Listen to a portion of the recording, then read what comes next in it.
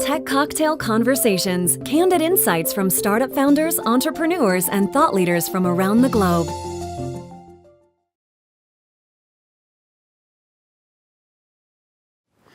I'm attracted to fire because it represents both mankind's progress, the ability to create civilization, as well as the potential to destroy it. And anytime you have that kind of duality or tension in something, it engenders the potential for real connection with, I think, humans, our relationship with the world and the earth. And fire has a very universal, compelling, nobody can take their eyes off of a flame. It's just entrancing. And so, I mean, as an artistic medium, it's relatively unexplored. And it's, it's not something that people normally think of creating works of art using as a medium.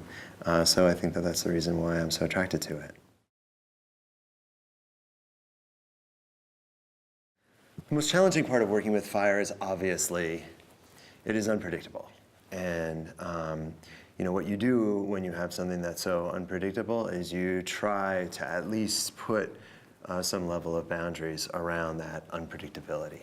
And so one of our enormous points of focus is to try to create as much safety systems and control and predictability and backups and fail-safes and compliance, really, when it comes to codes and standards. It's difficult to work with as a medium because in a similar way, it's also not, it doesn't go between the lines. It doesn't stay where you put it. It has a sort of a living, breathing life of its own. And you have to sort of take the approach that you will allow it to roam at least somewhat free in the air and be affected by the wind and be affected by, but obviously not so much that it causes something to catch on fire you don't want it to.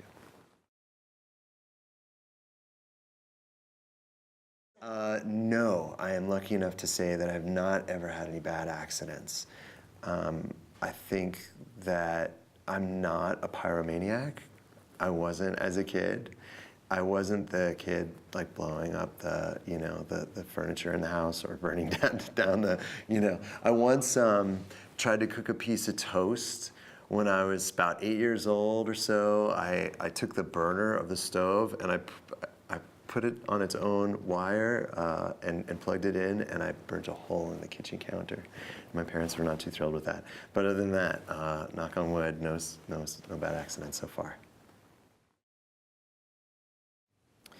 So in terms of entrepreneurship and taking risk, and how that risk might translate into working with fire, I would say that as an entrepreneur, actually, you try to take as little risk as possible. Because if you're just out there taking huge risks all the time, you're not going to get that many chances, and you're not going to be right about what you're doing as an entrepreneur, whether that comes to the product that you're introducing to a market, a specific set of features for a tech product like software, or a flame effect that you introduce for stage.